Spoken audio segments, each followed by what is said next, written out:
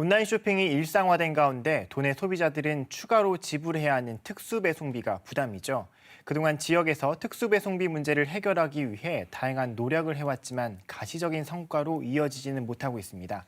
이런 상황에 최근 도서 지역에 부과되는 특수배송비에 명확한 기준을 마련해달라는 청와대와 국회 국민청원이 진행되고 있는데요. 오늘 짤막대담에선 직접 청원에 나선 제주 녹색소비자연대 김정숙 대표 모시고 이야기 나눠봅니다. 안녕하십니까? 네, 안녕하세요. 네. 현재 청와대와 국회 국민청원에 어떤 내용 올리신 건가요? 방금 말씀하신 대로 도서 지역에 살고 있는 소비자들에게 과도하게 부담시키고 있는 네.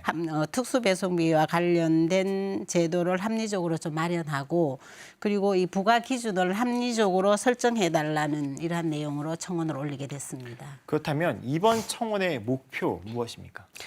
이번 청원의 목표는 말씀드리다시피 도서지역 또는 산간지역 소비자들에게 과도하게 부담되고 있는 특수배송비에 대해서 네. 청와대의 답변을 듣고 그다음 국회에서는 관련 소관위원회에서 이 문제에 대해서 논의될 수 있도록 하기 위해서 청원을 하게 된 것이죠. 그렇다면 정부나 국회를 어떻게 직접적으로 설득해서 정책이나 입법을 통한 문제 해결을 할 수도 있는데 이렇게 청원을 택한 이유가 있을까요? 사실 소비자들이 아니면 개인 단체가 직접 정치권을 통하거나 아니면 국회를 통해서 그 정책이나 입법을 청원하는 것이 어렵죠. 길도 그렇죠. 없고요. 네. 그리고 지금까지 국토부에서 2017년에 택배 요금 신고제 도입을 위해서 관련 법령 개정을 추진했지만 또 택배업계 반발하고 그리고 요금 담합을 한다는 이유로 공정거래위원회에서 반발로 사실 중단됐습니다. 국토부에서 요구를 했는데도 중단이 됐거든요. 네네.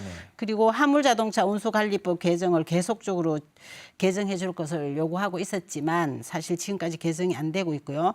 단지 공정거래위원회 고시에서 특수배송비를 고시하도록 사전에 소비자가 파악할 수 있도록 고시를 개정하는 정도에 그쳐왔습니다. 네. 하물며 정부 부처에서도 어려운데요. 일반 개인이나 아니면 소비단체들이 네. 국회나 아니면 정부를 상대로 정책 입법을 제안하거나 청원을 아니면 뭐 개선을 요구하는 일은 사실은 이 방법 외에는 없죠. 또 그것과 더불어서 뭐 국민적인 어떤 여론의 목소리를 담기 위해서 청원을 하셨다고 이해하면 될 것 같은데 네. 소비자 목소리를 담을 수 있는 길이 청원이 가장 네. 지름길이다. 네. 뭐 이렇게 생각이 됐습니다. 그렇군요. 네. 사실 이 특수배송비에 대한 문제 제기는 어제 오늘 일이 아니거든요. 네. 도서 산간 지역 소비자들이 그동안 계속 불만을 제기해 왔었죠. 그렇죠. 시청자들의 그렇죠. 좀 이해를 돕기 위해서 한 번 더 설명해 주시겠어요? 특수배송비. 특수배송비는요.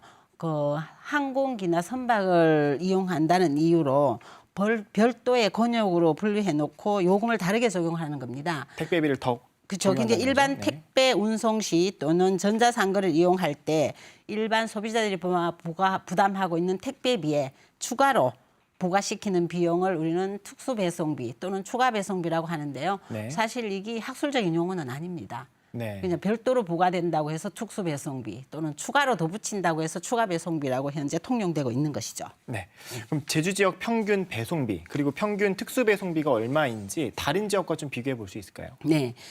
제주 녹색소비자연대에서요. 생활용품 등 8개 상품군 한 500여 개 제품에 대해서 조사를 했는데요. 네. 평균 배송비는 약 2,596원 정도, 특수배송비는 2,300원 정도가 나왔습니다. 거의 비슷하네요. 네, 거의 비슷하고요. 그리고 상품과 업체 간의 차이가 굉장히 큰 것이 문제입니다. 네. 최저 1,500원에서 2만 원까지 부과하고 있는데요. 특수배송비가 최대 2만 원까지 부과된다고요. 동일 제품의 경우에 그렇습니다. 네, 네. 동일 제품의 경우에 업체 간의 차이가 최저 1,500원에서 2만 원까지 난다는 거예요. 똑같은 제품을 저희가 12개 사업자를 대상으로 조사를 해봤거든요. 네, 네. 그랬을 때 이만큼 차이가 난다는 것이죠. 그래서 이것이 굉장히 문제라는 이야기입니다. 그만큼 명확한 기준이 없다 이렇게 전혀 기준이 없이요. 예, 그냥 그렇군요. 업체에서 알아서 그냥 정하는 네. 그래서 알아서 소비자에게 청구하는 이게 굉장히 불합리하다는 이야기죠. 그래서 사실 제주연구원에서 조사한 바에 의하면 해상 운임비 원가는 500원이라고 합니다. 500원밖에 되지 않는데 최대 2만 원까지 받고 그쵸. 있는 게 현실이다. 네. 그렇군요. 지금 제주 지역 평균 특수배송비가 작년보다 낮아졌다 이런 기사를 보기도 했거든요. 어떠한 이유 약간 때문인가요? 낮아진 이유는요. 코로나가 생기면서 네. 전자상거래가 너무 활발해지니까 네. 업체들 간에 약간 경쟁이 있었어요. 네네. 그러면서 조금 낮아지는 경향이 있게 된 거죠. 아, 그리고 업체들끼리. 다량, 네네, 네. 다량으로 또 주문이 이루어지다 보니 네. 이제 원가가 조금 낮아졌는지 아니면 경쟁 때문에 낮아졌는지 정확한 그 원인을 파악하지는 못했는데요.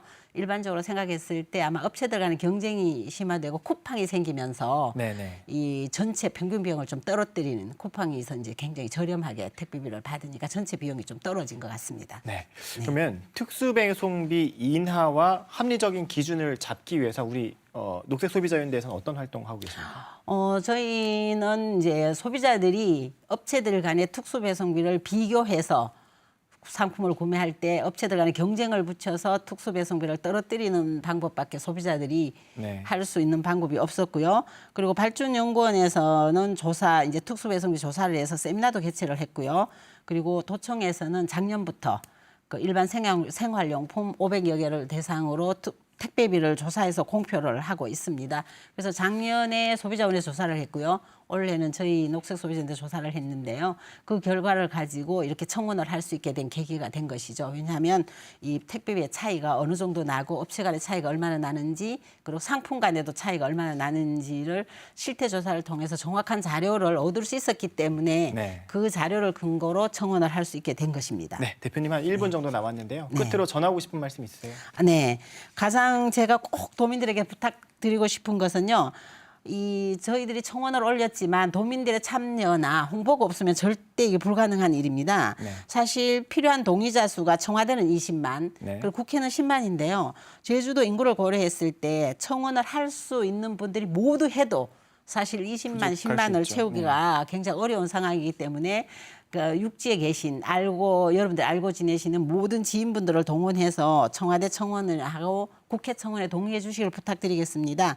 청와대 청원은 카카오, 트위터, 페이스북, 네이버 계정 모두 가능합니다. 네. 이 4개 계정을 다 가지고 계신 분은 1인 4번 다 동의하실 수가 있고요. 국회는 1인 1표밖에 안 됩니다. 네, 알겠습니다. 대표님 오늘 말씀 여기까지 듣겠습니다. 오늘 출연 감사합니다. 네, 감사합니다.